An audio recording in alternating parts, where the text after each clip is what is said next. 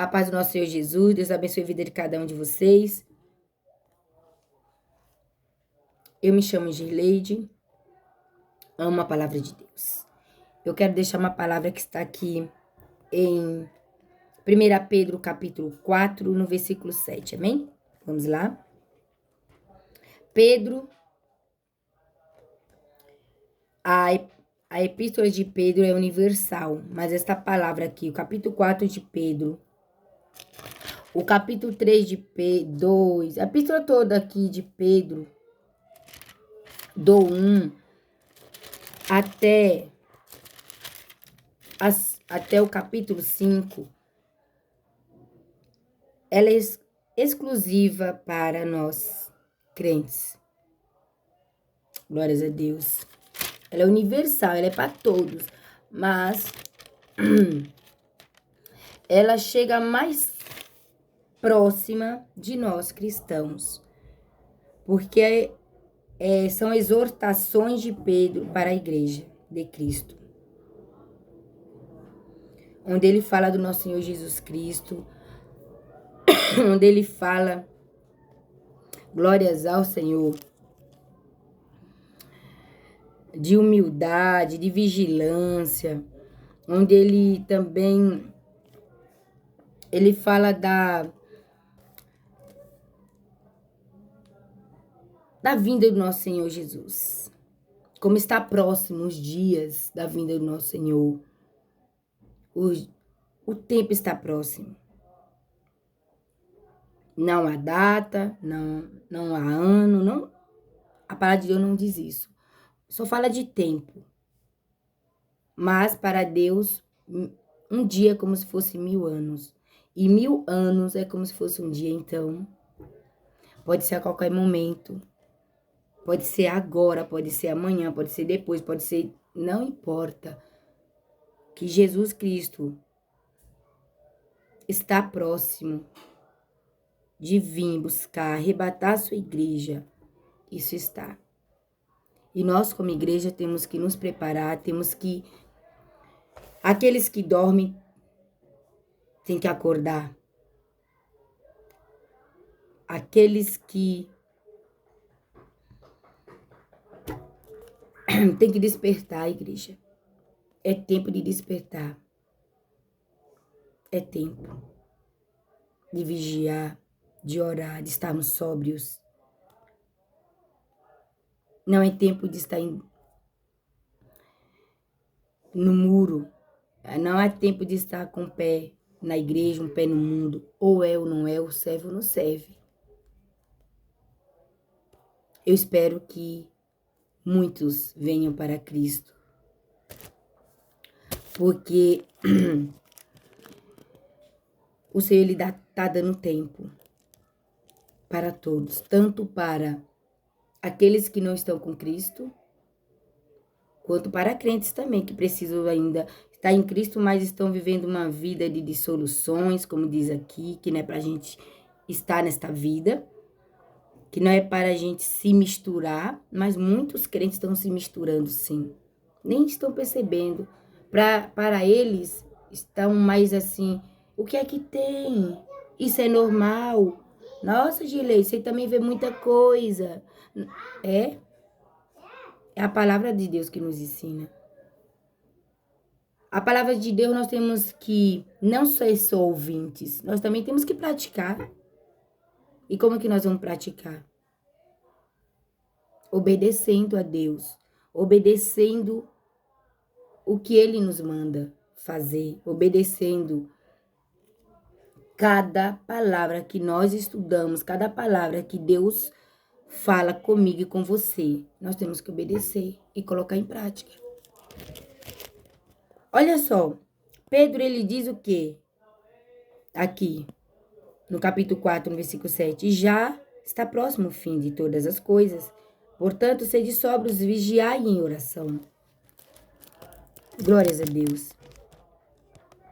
Aí ele começa aqui dizendo que, ora, pois já que Cristo padeceu por nós na carne, armai-vos também vós com esse pensamento.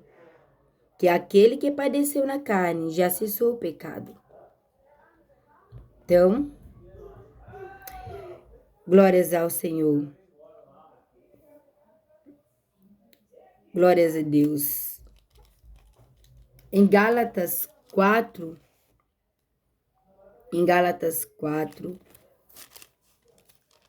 é que eu não marquei, então, vamos lá em glórias ao Senhor. Mateus 24, 13. Eu tô aqui com as mãos marcando.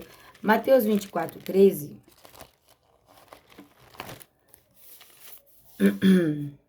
Mateus 24, 13, a palavra do Senhor nos diz assim: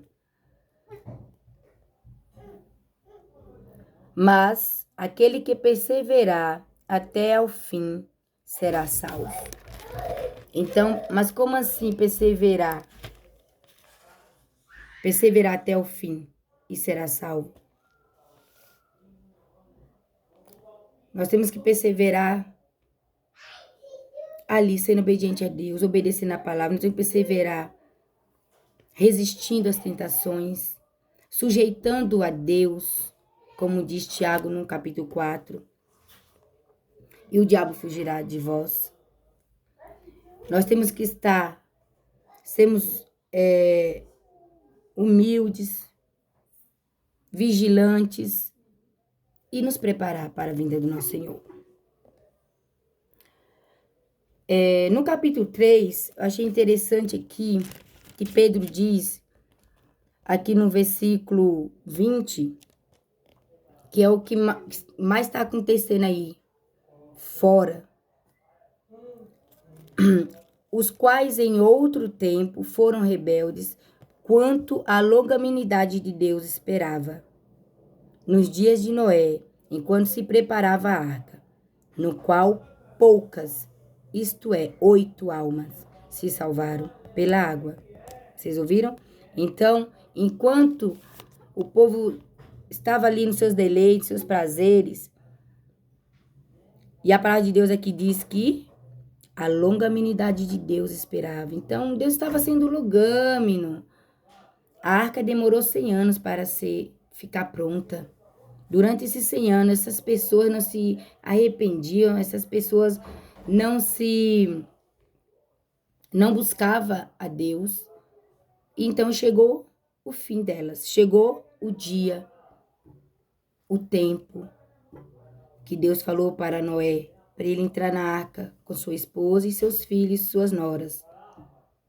E ali, Deus fecha a arca por fora e veio o dilúvio.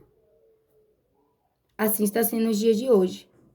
Não estão acreditando na palavra de Deus, uns estão blasfemando contra Deus, contra o nosso Senhor Jesus Cristo, que o Senhor Jesus, se essas coisas que estão acontecendo e muitas outras que ainda vão acontecer, que é melhor Jesus Cristo nem voltar, ninguém pode impedir.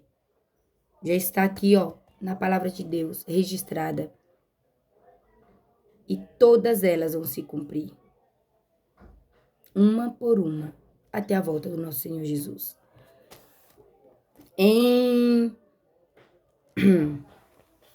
Aí nós vamos aqui também, que eu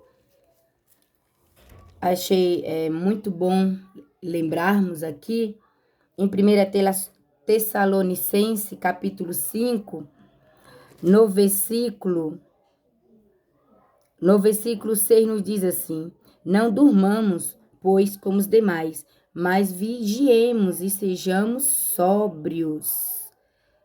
Aí fala no 7, porque os que dormem, dormem de noite, e os que se embebedam-se de noite. Aí no 8, mas nós que somos do dia, sejamos sóbrios,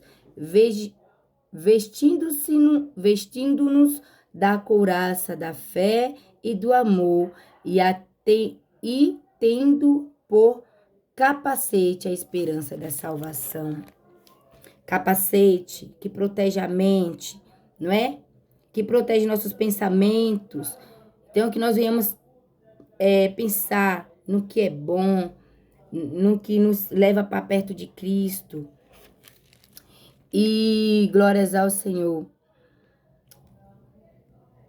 E a couraça da fé, a couraça que protege. Então, que nós venhamos sempre estar ali firme na nossa fé, naquele que nos protege todos os dias, naquele que nos livra de todo mal, aquele que nos salvou, que é o nosso Senhor Jesus Cristo. Que nós venhamos continuar com essa fé firme na rocha inabalável com o nosso Senhor Jesus Cristo. Perseverar até o fim, para que nós venhamos ser salvos, como diz lá em Mateus capítulo 24, versículo 13. Glórias a Deus.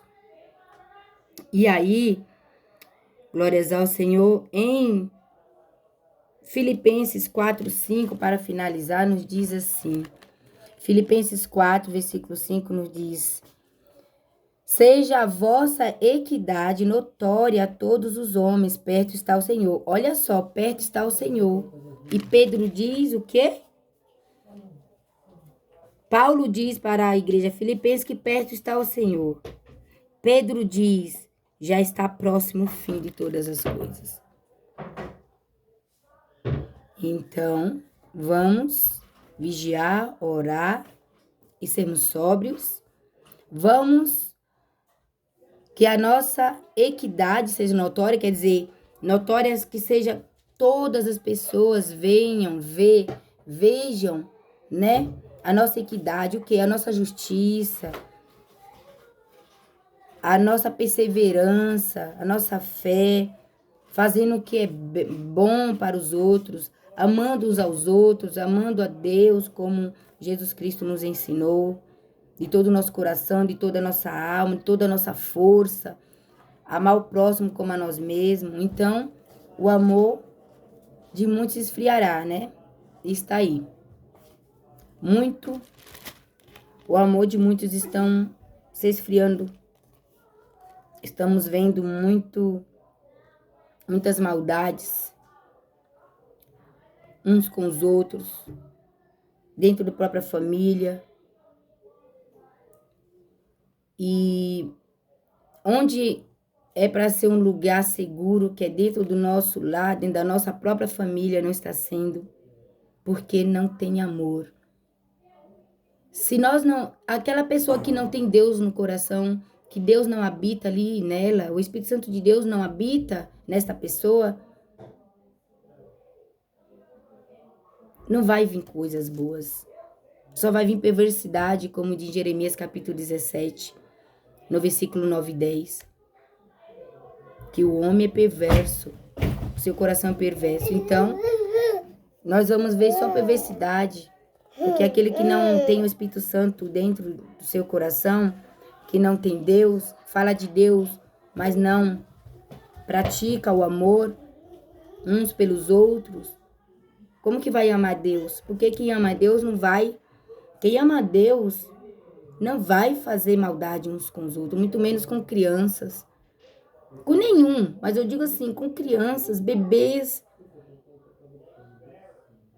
Tem como? Aí as pessoas ficam colocando culpa em Deus, onde está Deus, porque Deus deixa isso acontecer, porque Deus. Parem de questionar o Senhor. O Senhor, Ele está no seu sublime trono. A palavra do Senhor diz em Isaías 66, 1. Vou aqui rapidinho, Isaías 66, 1. Glórias ao Senhor. Olha só o que o Senhor diz. Isaías 66, 1 nos diz assim: para os rebeldes, para aqueles que ficam questionando Deus, onde está Deus? Por que está acontecendo tantas coisas, tantas maldades com as crianças? Isso é porque o homem tem um coração perverso. Seu coração se inclina para o mal. Não ama Deus, não tem Deus no coração. Fala de Deus até na hora de fazer maldade. Então não tem como. Uma pessoa de coração perverso, de uma pessoa que vive na iniquidade, no pecado, se achegar, não fazer uma atrocidade que nós estamos vendo por aí. Deus não tem culpa de nada. Deus está lá no seu sublime trono, olhando tudo e todos. Tudo está no controle da mão de Deus. Nada saiu do controle de Deus. As pessoas é que não tem Deus, as pessoas é que não